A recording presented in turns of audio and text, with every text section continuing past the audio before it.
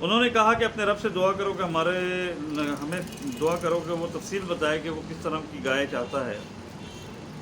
جب انہوں نے اللہ تعالیٰ نے بتایا کہ جی بھی وہ بچیا نہ ہو، نہ بہت زیادہ بڑی ہو، درمیان کی عمر کی ہو، پھر انہوں نے پوچھا کہ جی اس کا رنگ بتایا جائے، پھر اس کا رنگ بتایا گیا، پھر دوبارہ سے انہوں نے پوچھا۔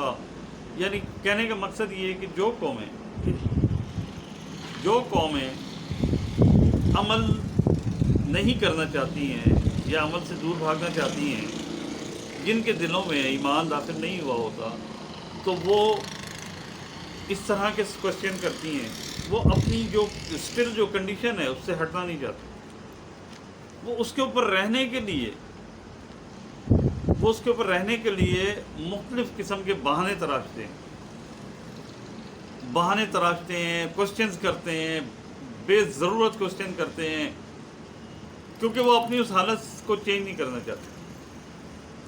جو قومیں اپنی حالت کو خود تبدیل نہیں کرتی ہیں، یقیناً اللہ تعالیٰ بھی ان کی حالت کو نہیں بدلتا ہے۔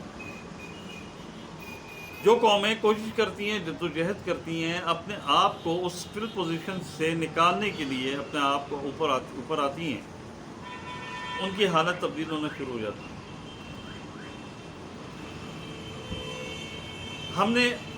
ہماری حالت کا بگاڑ صرف اور صرف اللہ کی وحی کو چھوڑنے کی وجہ سے۔ آج ہم نے اللہ کی وحی کو پس پش چھوڑ دیا، جس کی وجہ سے ہم بدحالی کا شکار ہو چکے ہیں۔ قرآن پاک کو سمجھنے کے لیے بہت ضروری ہے کہ ہم دیکھیں کہ ایک سطح ہوتی ہے، ایک سطح کے اوپر کسی چیز کو دیکھنا اور ایک گہرائی میں جا کر دیکھنا، دونوں میں بہت فرق ہوتا ہے۔ قرآن پاک کو آج ابھی تک جو ہم سمجھ رہے ہیں وہ ہم ایک سمندر کی سطح کے اوپر جیسا ہم دیکھ رہے ہیں کہ سمندر ہے، بس اس سطح تک ہم دیکھتے ہیں، اس سے زیادہ ہم سمجھتے نہیں ہیں۔ ہم نہ دماغ کو استعمال کرنے کی کوشش کرتے ہیں، کیونکہ ہم سمجھتے ہیں کہ ہمارا دین جو ہے، دین کسی اور نے اس کے اوپر عمل کروانا ہے، اور دین کے معاملات ہم نے ایک مخصوص طبقے کے ہینڈ اوور کر دیے ہیں کہ دین کا معاملہ ہوگا تو بس وہی کریں گے۔ ہمارے سے مذہب سے کیا تعلق، دین سے کیا تعلق۔ دین جو ہے وہ اللہ تعالیٰ نے ہر انسان کے لیے اتارا ہے۔ ہر انسان نے اس دین کو سمجھنا ہے۔ اس قرآن کو سمجھنے کے لیے ضروری ہے کہ جو الفاظ قرآن پاک میں استعمال ہوئے ہیں ناموں کے لیے، کیونکہ جو نام ہوتے ہیں وہ ہم اپنے حساب سے کمپیریزن کر کے جب ترجمہ کرتے ہیں، کمپیریزن کر کے جو ہمیں ذہن میں ہوتا ہے ہم اسی حد تک سمجھ سکتے ہیں، اس سے زیادہ ہم نہیں سمجھ سکتے۔ جب آپ الفاظ کی میننگز کے اندر جاتے ہیں، جب آپ الفاظ کی میننگز کے اندر جائیں گے تو آپ کے اوپر یہ قرآن پاک کھل کر سامنے آئے گا۔ جب تک آپ سطحی طور پہ اس کی میننگ کو سمجھیں گے، کمپیریزن صرف اپنے ماحول سے کریں گے، آپ اس کی گہرائی تک کبھی بھی نہیں پہنچ سکتے۔ آپ اللہ کی بات کو جس طرح سے اللہ سمجھانا چاہتے ہیں آپ نہیں سمجھ سکتے۔ آپ معاشرے میں ترقی نہیں کر سکتے۔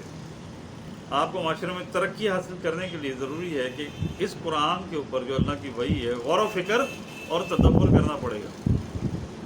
جگہ جگہ اللہ تعالیٰ نے فرمایا ہے کہ اور ہم نے اس قرآن کو سمجھنے کے لیے آسان کر دیا ہے، تو کوئی ہے کہ سوچے اور سمجھے۔ اللہ تعالیٰ یہ نہیں فرما رہے ہیں کہ کوئی اس کو پڑھے،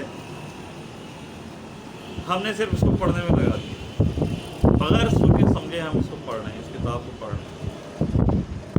میں ایک چھوٹی سی مثال دوں، جیسے خنزیر کا ذکر ہے اس کے اندر کہ وہ حرام ہے۔ اب ایک شخص کے سامنے خنزیر کا گوشت پڑا ہوا ہے اور وہ اللہ کی کتاب کو پڑھتا ہے بغیر سوچے سمجھے، اور اس کو نہیں بتایا جاتا کہ یہ حرام ہے، اور وہ ثواب سمجھ کے اللہ کی کتاب کو پڑھ رہا ہے اور کئی مرتبہ پڑھ چکا ہے، لیکن جب وہ کھانا کھاتا ہے تو خنزیر کا گوشت جو ہے نا وہ چوک سے کھا دیتا ہے۔ اب آپ سوچئے کہ اس نے اس کتاب سے ثواب تو بہت حاصل کر لیا، لیکن سمجھا نہیں، نہ سمجھنے کی وجہ سے اس نے حرام کھا لیا۔ اب اس کو پتہ ہی نہیں ہے کہ اس میں اللہ تعالیٰ نے کیا فرمایا ہے کہ حرام کھانا منع ہے، خنزیر کا گوشت کھانا حرام ہے، مگر وہ اس کو کھا رہا ہے۔ تو کیا ہم آج حرام اور حلال کی تمیز پیدا کر سکتے ہیں اپنے اندر؟ کیا ہم اس کتاب کو بغیر سوچے سمجھے پڑھتے رہیں؟ کیا ہمیں معلوم ہوگا کہ اللہ تعالیٰ نے ہمیں ہمارے لیے کیا دین بھیجا ہے، اللہ تعالیٰ نے ہمیں کس چیز سے منع فرمایا ہے اور کس چیز کے کرنے کا حکم دیا ہے؟ مگر افسوس ہے کہ ہم جو کتاب، کیا نبی پاک صلی اللہ علیہ وآلہ وسلم نے جدوجہد نہیں کی؟ کیا انہوں نے جنگیں نہیں لڑی؟ کیا انہوں نے کافروں سے مقابلہ نہیں کیا؟ کیوں کیا؟ انہوں نے سمجھا، اللہ نے ان کو سمجھایا، تو انہوں نے دین کو نافذ کرنے کے لیے جدوجہد کی، اور اپنی زندگیوں کے اوپر اور اس معاشرے میں جہاں پر وہ رہتے تھے وہاں اس کو قائم کیا، اس نظام کو قائم کیا۔ اس نظام کو قائم کرنے کی وجہ سے لوگ جوک در جوک اس اللہ کے دین میں داخل ہونا شروع ہو گئے، کیونکہ اس کی افادیت، اس نظام کی اتنی افادیت تھی، اتنا معاشی استحکام لوگوں کو ملا، اتنی ان کی جائز ضروریات جو ہے ان کی پوری ہونے لگیں، اتنا ان کو انصاف ملنے لگا کہ انہوں نے کہا کہ اس سے اچھا دین ہی کوئی نہیں ہے، ہم ایکسیپٹ کرتے ہیں، ہم آتے ہیں، ہم مسلمان ہوتے ہیں۔ یہ ہے مسلمان ہونا۔ ہم نے اپنے آباء و اجداد کے ذریعے سے مسلمان ہو گئے اور رٹی ہوئی چیزیں پڑھ رہے ہیں، آج تک ہم نے سمجھنے کی کوشش نہیں کی۔ لہٰذا ہر دفعہ درس قرآن میں یہی ذکر کرتا ہوں کہ ہم نے اس قرآن کو سمجھنا ہے، اس کتاب کو سمجھنا ہے، نہ کہ ہم نے اس قوم کی طرح، بنی اسرائیل کی جو قوم تھی، جو حضرت موسیٰ علیہ السلام کی قوم تھی، نہ کہ ہم نے ان کی طرح مختلف کوسچنز کرنے ہیں، اپنے عقائد کو قائم رکھنا ہے، اپنی پوزیشن کو اسٹیٹ رکھنا ہے، اور وہیں پہ رہنے کے لیے بہانے تراشنا ہے۔ لہذا بہانے نہیں تراشنے ہیں۔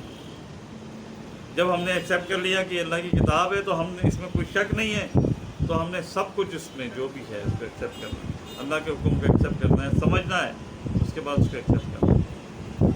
اللہ تعالیٰ ہم سب کو قرآن پر عمل کرنے کی توفیق عطا فرمائے، ہدایت عطا فرمائے، اور ہمارے ذہنوں کو چینج کرے۔ اللہ تعالیٰ ہمیں نیکی کی طرف راغب کرے۔ آپ بھی قرآن پڑھیں، قرآن کو سمجھنے کی کوشش کریں، اور اس قرآن کے پڑھنے کے بعد جو بھی معاملات آپ کے غلط ہیں اس کو سدھاریں۔ انشاءاللہ العزیز ہم اس پر عمل کریں۔ جزاک اللہ۔